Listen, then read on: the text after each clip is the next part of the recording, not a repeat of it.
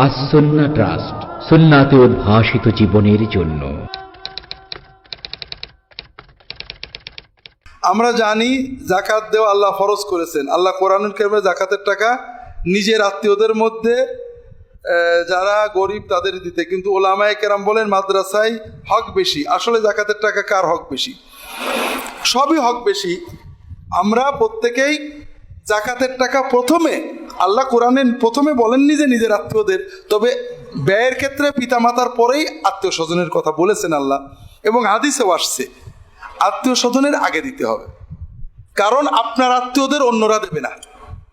আপনার দায়িত্ব হলো আপনার আত্মীয় স্বজনকে দেওয়া, পাশাপাশি মাদ্রাসায় দিতে হবে। আত্মীয় স্বজনকে বাদ দিয়ে মাদ্রাসা নয়। আবার আত্মীয় স্বজনের দেওয়ার নাম করে মাদ্রাসায় দেবেন না, এটা ঠিক না।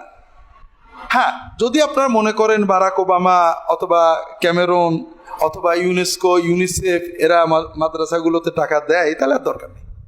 তাই তো, তাই না? বাথরুম বানাতে পর্যন্ত UNICEF, UNESCO, NGO, Barack Obama টাকা দেয়, তাই না? মাদ্রাসা বানাতে দেয় নাকি? এখন যেহেতু বারাক ওবামা দেয় না, ইউনেস্কো, ইউনিসেফ দেয় না, আমারও বাদ দেবো না নাকি?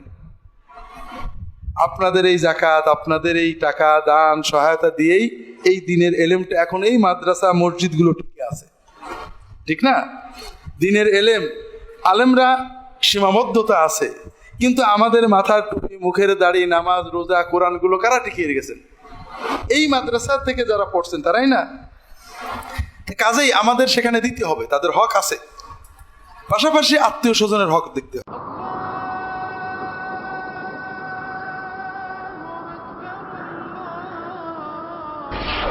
আসন্না ট্রাস্ট, সুন্নাতে উদ্ভাসিত জীবনের জন্য।